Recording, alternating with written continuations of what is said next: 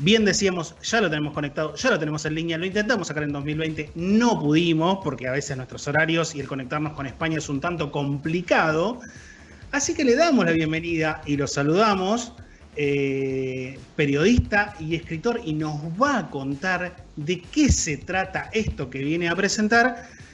Le damos la bienvenida, bien digo, a Javier San Martín, el autor de Aquellos Maravillosos Aros.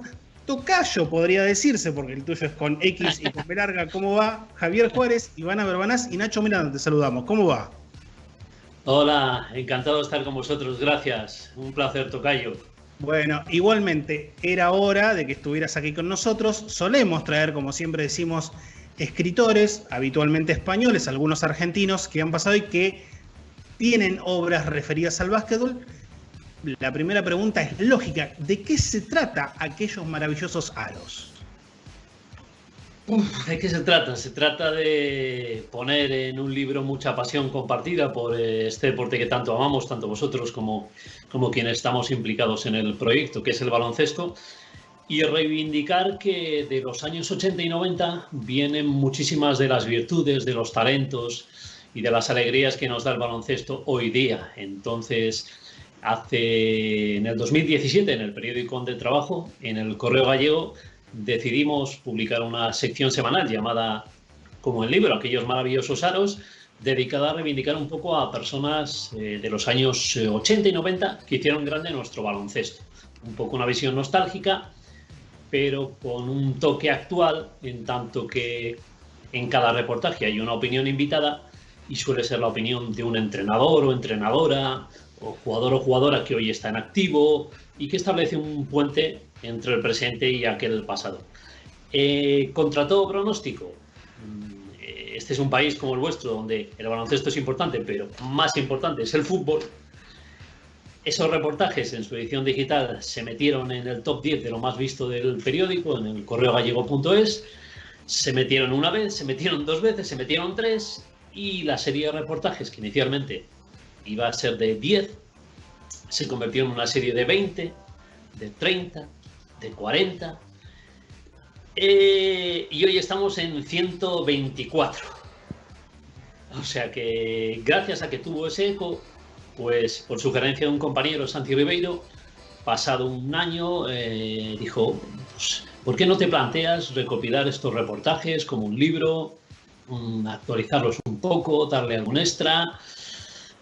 Y no presté mucha atención, lo moví en un par de editoriales, hubo un par de noes, hubo un sí, un editorial un poco peculiar, que es libros.com, dado que edita de forma colaborativa y democrática. Es decir, se plantea el proyecto, si encuentra apoyo como mecenas, sale adelante. Tras salir adelante, puede haber una primera edición al margen de los mecenas y una segunda. Eso sucedió el pasado año, 215 personas apoyaron el proyecto, se convirtió en libro, se presentó en la pasada Copa del Rey en Málaga, no se pudo presentar más por todo lo que vino en el mundo mundial, se lanzó la primera edición, se agotó a pesar de que no hubo presentaciones, y a finales del pasado año, pues de esas alegrías dentro de lo complicado que está siendo todo, que te da a veces el trabajo, pues fruto de mucho esfuerzo, se agotó la primera edición y la editorial decidió lanzar una segunda actualizada y un poco ampliada.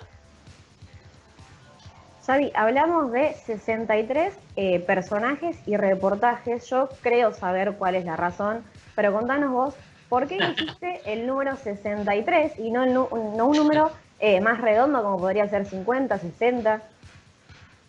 Optamos, como tú bien dices, por 50 inicialmente, por aquello de que todos nos movemos un poco por cifras redondas.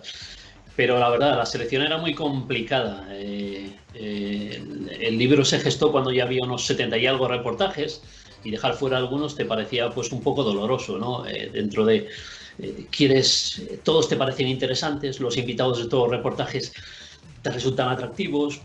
Hay una mezcla entre protagonistas de la Liga Española, ACB, de ligas de otros ámbitos, como puede ser la griega, Galis, o jugadores que estuvieron en muchos sitios, como Oscar Smith, con algunos jugadores de la NBA también. Hay también algunas jugadoras, desde Blanca Ares o Maya Valdemoro a Sheryl Miller, por hablar de una norteamericana. Y como 50 parecía poco, pensé en 60.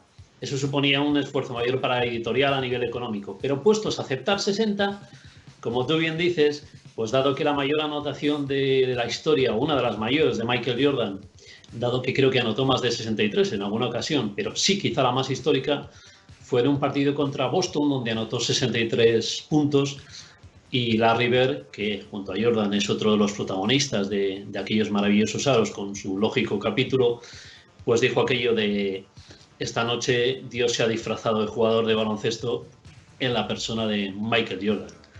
Y bueno, como creo que todos los que amamos el deporte con un poquito de cuore, de corazón, pues, el simbolismo también nos toca la fibra, pues dijimos, vamos a hacer el esfuerzo y en vez de 60, 63, y bueno, entre los amantes del baloncesto seguro que esta pista se puede encontrar o reconocer. Ahí, si bien son muchísimas historias, si tuvieras que elegir una para decirle a la gente, mirá, con esta historia te vas a enganchar o te va a copar el libro, ¿cuál tendrías que elegir o cuáles? Aunque sea 2 o 3. Pues complicado. Pensaría, una de las pequeñas alegrías que dio que este proyecto saliera adelante, si nos fijamos en el mundo del baloncesto, pues estamos habituados, hay muchas publicaciones y libros monográficos de Magic Johnson, de la Mamba, yo qué sé, vosotros, ya que hay una conexión, ¿esto lo reconocéis? Sí, forma parte, está ahí en primera línea, lo tenemos siempre, el libro de Fabián García lo tenemos. Ahora está El Legado, que lo ha presentado hace poquito Germán Beder, que ha sido jefe de prensa de la Confederación Argentina, y cuenta el periodo de la selección, pero a partir del año 2015 hasta el Mundial de China. No creo que sea bestseller aquí en la Argentina, porque la verdad que el mundo baloncestístico aquí es bastante acotado, pero está teniendo una repercusión importante. Pues como decía, ese es un libro del Chapu de Fabián García, compañero vuestro y bueno, compañero nuestro, compañero en tanto del periodismo y del baloncesto, ¿no? Un libro que todavía, por cierto, no he terminado, pero que está muy bien, aunque me costó al principio la jerga vuestra de las volcadas y algún que otro término. ¡Ay! Me requirió... Hay muchos libros monográficos y está muy bien, dedicado a Fernando Martín, a Petrovic, y nosotros queríamos dar una visión un poco más plural. Y entonces en el libro pues te puedes encontrar personajes más o menos obvios: Jordan, Magic Johnson, Worthy, Shaquille O'Neal, Steve Nash, John Stockton, y otros, digamos, menos obvios. Y me preguntáis por favoritos y me voy a quedar con uno más o menos obvio, como Tony Kukoc, y con uno que no es tan obvio, que es, digamos, un secundario, que es Alfonso Rivera, que es un entrenador que tuvo mucho prestigio en España. Quizá os suene, a lo mejor, o puede sonar a alguien, Pedro Ferrandiz, un entrenador español que llevó al Real Madrid, fue un maestro, todavía vive del baloncesto europeo. Pues este señor Alfonso Rivera fue uno de los ayudantes de Pedro Ferrandiz, y ellos dos hicieron mucho por la labor de formación de entrenadores en los años 60 en España, entrenadores que luego derivaron en primera división, en selecciones.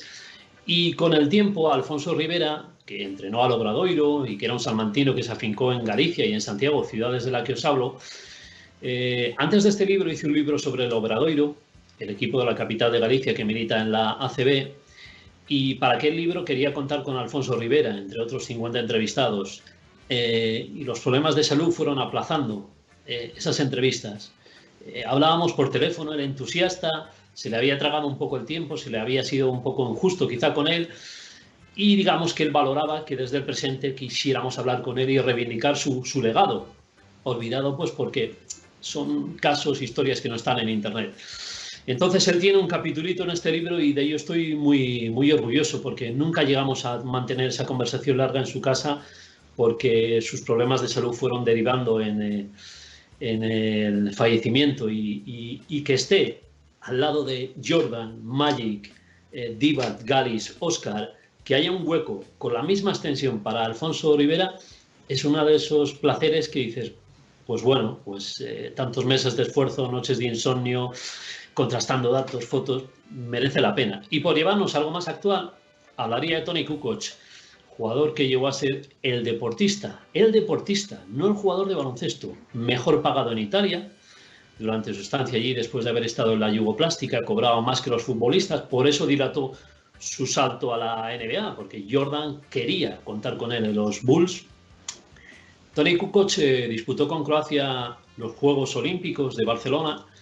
Tuve ocasión de estar allí y de verle y coincidí con él en la grada, él en el vestuario, en el túnel de vestuario y yo en la grada.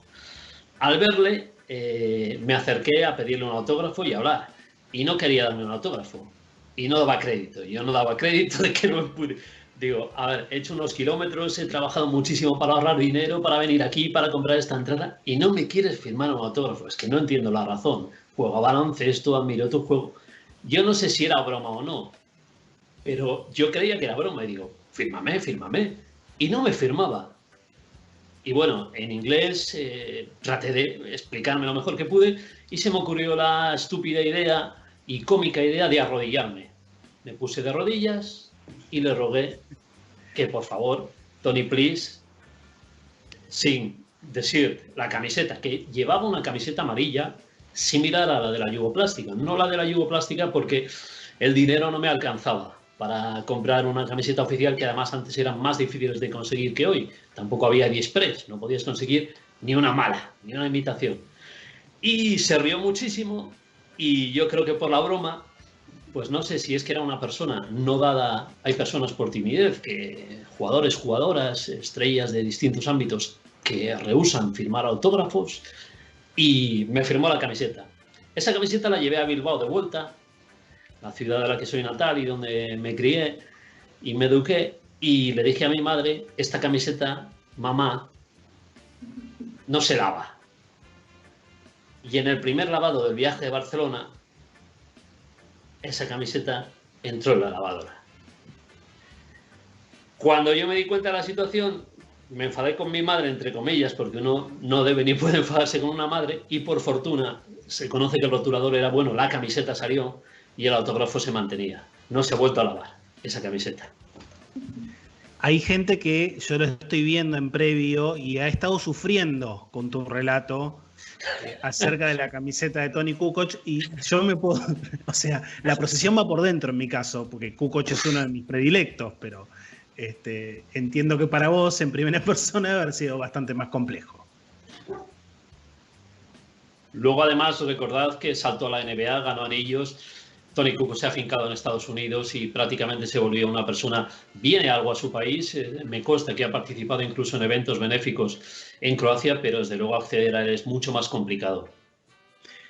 Muy bien. Ahí en el dossier que me enviaste, que tuviste la gentileza de enviarme, veo muchos nombres que tienen que ver con la Liga CB, que de repente para nosotros aquí en la Argentina no son tan conocidos, pero entiendo que en España, quizá no porque hayan sido superestrellas al caso de Toni Kukoc, Drazen Petrovic o Arvidas Sabonis, pero que sí su nombre dice algo muy fuerte. A ver, Ned Davis, por el cual se hizo, si no me equivoco, un informe Robinson en su momento. Vladimir Tachenko, que ya se ha mencionado y lo mencionó nuestro colega Fede Toral, a los jugadores muy altos se les dice Tachenko en España, una persona con un halo bastante importante, el ucraniano exjugador del Guadalajara. Bueno, Jordi Villacampa, ni que hablar, y Aniset Labodrama, que fue un interno que jugó, si no me equivoco, para la República Centroafricana en el Mundial de 1986 y que participó de la presentación de tu libro. ¿Es así? Sí, eso fue, imaginad que cumplo algo más de 20 años dedicado al periodismo, casi siempre centrado en deportes, en cultura y tecnología. Y este libro fue saliendo, por ejemplo, estos reportajes, al principio cuando pedías la opinión de alguien, pues será un poco remiso, ¿no? Porque dar la opinión en un tuit o en Face hoy en día es muy habitual, pero dar la opinión para un reportaje formal, periodístico, supone comprometerse un poquito más, ¿no? Y al principio nos costó un poco lograr opiniones, pero sí descubrimos lo que tú decías, que Manel Sánchez, Labodrama, Chichi Creus, jugadores o jugadoras como Amaya Maldemoro, que quizá no han tenido la trascendencia mediática, ahora lo tiene más como comunicadora, casi que como jugadora, que no habían sido estrellas o que habían sido estrellas en un ámbito territorial, como en vuestro país, que pues alguna vez cuando leo el libro del Chapu o las webs, Basket Plus, a veces veo que hay un jugador que dejó huella en una zona de Argentina, pero sin embargo lo ves desde aquí y dices, pero yo no lo identifico porque no entró en la generación dorada, no fue top, ¿no? Pero sin embargo esos jugadores o esas personas tienen detrás a veces una historia casi más interesante que las estrellas. Y en ocasiones son historias no contadas, ni en internet, ni en las tertulias, ni en otros libros. Y nos sorprendió que algunos de esos reportajes, por ejemplo, tenían un eco tremendo en internet. Os contaré el caso de Ramón Rivas, jugador de Baskonia, un club muy vinculado a Argentina. Yo creo que Vitoria, acabo de llegar yo precisamente de Vitoria, corregidme vosotros, compañeros, Nacho, Javier, creo que Vitoria sería, fuera de Argentina, la ciudad más importante del baloncesto argentino. Posiblemente hay una ligazón importante, sí. Pues cuando publicamos el reportaje de Ramón Rivas, Ramón lo posteó en el muro de Facebook. Alguien me avisó y en 2 días había más de 150 comentarios. Ramón Rivas fue un jugador importante en la CB, pero no fue top. Estuvo en la NBA, pero fue un suplente de suplentes, no encontró justicia. He repasado el roster de Boston de en aquella época y realmente había jugadores peores que Ramón, pero bueno, la visión de los norteamericanos para los latinos ha evolucionado gracias a Manu, gracias a muchos jugadores, gracias a Pau, pero Fernando Martín o Ramón Rivas sufrieron lo que era tener talento y no ser estadounidense de cuna. Y por ejemplo, que tuviera eco el reportaje de Ramón Rivas tan alto en la red, pues nos hizo pensar que a la hora de seleccionar los 63 reportajes para el libro, había que hacer hueco a esas pequeñas historias para un Labodrama, para un Ramón Rivas, que siendo importantes, lo que tú dices, no son Oscar Emil, no son Galis, no son Petrovic, no son Divac, no son Kukoc. Y sin embargo, casi te hacen más comentarios de esos capítulos que de los de Jordan. Quizá porque de Jordan, ¿qué nos falta por saber? Bueno, recién comentabas más o menos que al momento de empezar a pensar el libro ya tenías más de 70 reportajes. ¿Cuál fue el criterio justamente para elegir estos 63 puntuales y tener tanto abanico desde jugadores como Jordan o jugadores mucho menos conocidos? Pues uno de los criterios importantes fue, después de la dolorosa selección, ser un poco equitativo. El libro se iba a presentar en la Copa del Rey de Málaga.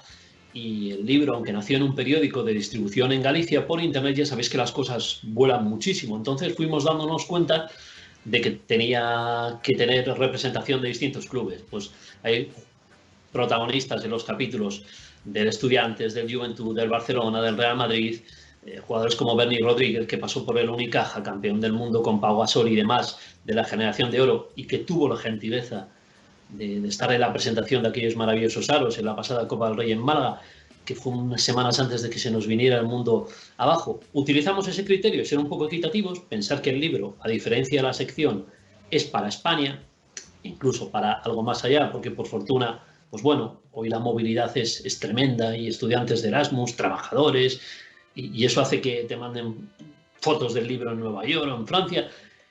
Y por otro, también pues hay que ser exigente. Algunos reportajes a mí me gustaban, pero no habían quedado todo lo bien que debían.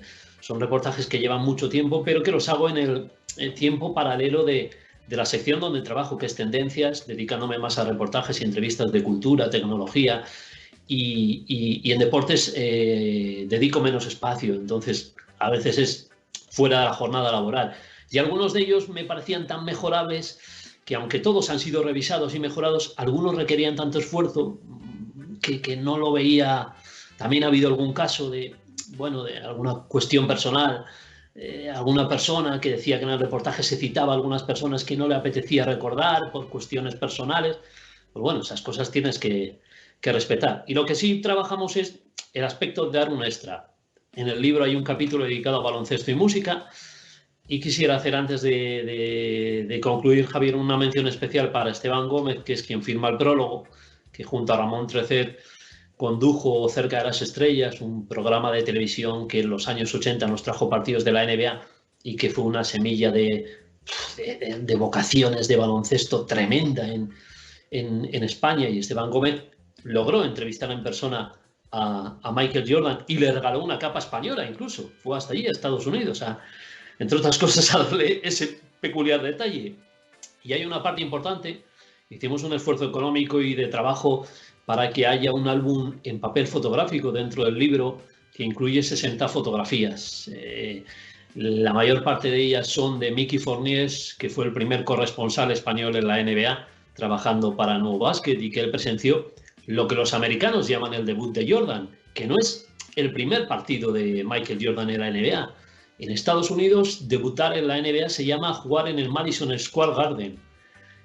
Y Miguel Ángel Forniés, Mickey, voló hasta allí y fue el único periodista español y uno de los pocos del mundo no norteamericano que cubrió esa actuación de Michael Jordan en el Madison. Él nos cedió unas fotos increíbles, por eso el libro al final también amplió su tamaño a 17 por 24, que es un poquito más de lo habitual en España para los libros de este tipo deportivos, y ampliamos también las fotos, hay 60, e incluimos un apartado, por darle una chispa diferente, dedicado a la música y al baloncesto, porque entre las cosas que he hecho durante mi vida es dirigir bastantes revistas de música, y metimos un par de cosas de actualidad. Una entrevista a Piti Hurtado, un comunicador que ahora trabaja para Zone en España, que estuvo en Movistar Plus, que trabajó en el baloncesto sudamericano, que es muy simpático, y hay una entrevista larga con él. Y como me gusta reivindicar la parte femenina, dado que con mi amigo Rafa Ruiz fui ayudante, entrenador de baloncesto femenino en categorías de formación, incluimos una entrevista a una chica de Santiago de Compostela, Blanca Millán, una chica que con el tiempo creo que acabaréis teniendo en programas como este. Es una jugadora de la Universidad de Maine que ha sido premiada ya varias veces, es un alero, ha tenido una lesión durísima de un año, acaba de regresar y en su primera semana en la cancha ha sido elegida la jugadora del este de Estados Unidos, ha promediado 30 puntos, 9 asistencias, 6 o 7 rebotes, y hay una entrevista larga donde ella explica la diferencia entre Estados Unidos y los demás. Explica cómo, para convencerla de que fuera a Estados Unidos, cuando la vieron en un torneo, le dijeron te queremos. Ella no se lo creía, la llamaron te queremos, no se lo creía. La familia tampoco lo creía, te queremos. Volvieron a llamar. Y un día se plantó todo el staff técnico de la Universidad de Maine en casa de los padres de Blanca Millán, le explicaron todo pormenorizado, apartado deportivo, formativo, económico, planes de futuro, seguros. Y ante todo eso, pues esta chica dijo, me duele mucho irme con solo 18 años de mi ciudad, una ciudad pequeña, 90.000 habitantes, Santiago, abandonar a mis padres, pero mi pasión es el baloncesto, y ante todas estas facilidades idiomáticas, de instalaciones deportivas, educativas, te ponen los exámenes cuando quieras, pues ella cuenta en esta entrevista todo ese proceso y nos demuestra que los americanos pueden ser muy criticables en algunos aspectos, pero a la hora de trabajar en el ámbito del deporte, a serios no sé si les ganamos en algún otro sitio. Y también hay párrafos dedicados o capítulos dedicados a Petrovic y Divac. Quería preguntarte también cuál es tu opinión sobre eso, sobre la relación y algo de lo que cuentes en el libro. Hermanos y enemigos, Nacho. Pues tuve ocasión de ver a los dos jugadores en directo muy jovencito.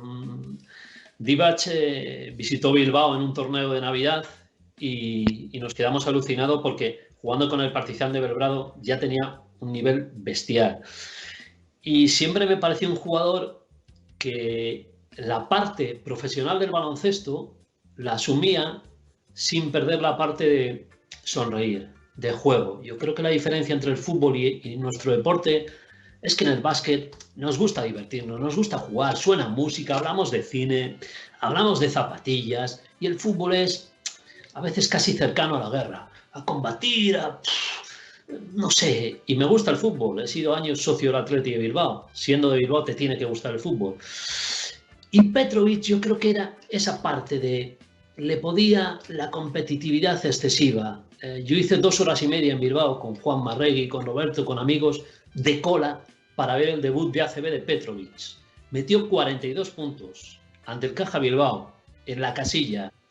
Y la admiración del público era tal, y su entrega al público era tal, que en una jugada con el partido roto, él se fue persiguiendo una pelota al contragolpe, iba a anotar una bandeja, se frenó, retrocedió, se puso en la línea de 3 a 7 metros y nos regaló un triple.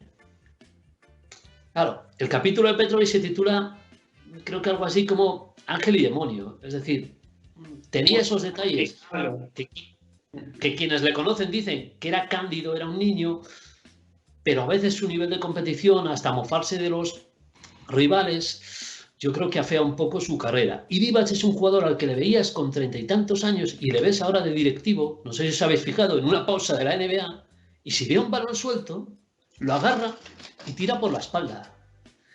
Y te cuesta imaginar que Petrovic, si hoy tuviera 50, 55 años, haría eso. Petrovic sería hoy capaz de decir, voy a probar a ver si con 55 puedo estar todavía en un equipo de primera en Croacia. Y ojo, a lo mejor lo lograba. Pero si me das a elegir entre los dos, me quedo con la sonrisa de Vlado Divac. Lo que es triste es que en 1993 pues ese país pues ardiera y que aquellos hermanos de esa generación, que por cierto vosotros sufristeis en aquella final injustamente ganada por Yugoslavia, pues en vez de hermanos acabaran siendo enemigos. Creo que podéis apreciar que soy un fan del básquet argentino y no solo por hablar con vosotros, ¿eh? Muy bien, bueno, millón de gracias, Javi, por esta charla que hemos tenido. El libro, como siempre digo, se puede conseguir en buscalibre.com, llega aquí a la Argentina. Voy a hacer caso de paso, estamos hablando de otro libro, pero ha llegado El Gigante Rojo, de Marc Brett y Nacho Morejón, a quienes, bien digo, hemos entrevistado el mes pasado, así que llegan. Así que lo pueden hacer con confianza. Saben que acá yo no me estoy llevando ninguna moneda de todo esto. Simplemente es para que sepan de que los libros son difíciles de conseguir acá, por no decir imposibles en librerías, pero que en internet hay algunas páginas que son confiables y lo pueden hacer. El libro de Xavi se puede conseguir en esa misma página, buscalibre.com, así que lo pueden hacer y les llega a la puerta de sus domicilios en un país como la Argentina, es donde es bastante complicado comprar libros en otras partes del mundo. Así que, Xavi, millón de gracias. Ojalá vaya todo bien con el libro y ya lo tenemos aquí agendado y en la puerta de salida para pedirlo. Nada, pues gracias a los tres. Disculpad si me he liado o me he aturullado en algún momento, si el sonido ha sido menos adecuado de lo que precisa un programa como Extrapase. Encantado de conocernos y bueno, a raíz de charlar en su día con Fabián, descubrí Basket Plus y lo visito de vez en cuando, y ahora al conocer UQWeb y Extrapase, pues caeré de vez en cuando por vuestro YouTube para curiosear. Me gustó mucho lo que dijo el otro día Gustavo Mesa, creo que es vuestro colaborador. Gustavo Mena, sí. Mena, que me disculpe Gustavo, sobre el entrenamiento invisible y lo que dijo de las redes sociales, porque es un tema que aquí en España está siendo ahora muy, muy debatido, y volvemos a lo de que el baloncesto también tiene una parte que es la formación, y hoy en día hay que formarse en cuestiones tecnológicas. Muy bien, buenísimo el mensaje y ya tendremos algunas que otras cosas que está preparando Gus por ahí. Bueno, gracias Javi, abrazo grande y buen descanso. Un beso, gracias, agur. Muy bien. Pasaba Javier San Martín, el autor de Aquellos Maravillosos Aros, libro que se ha presentado ya el año pasado y que ahora tiene ya su segunda edición.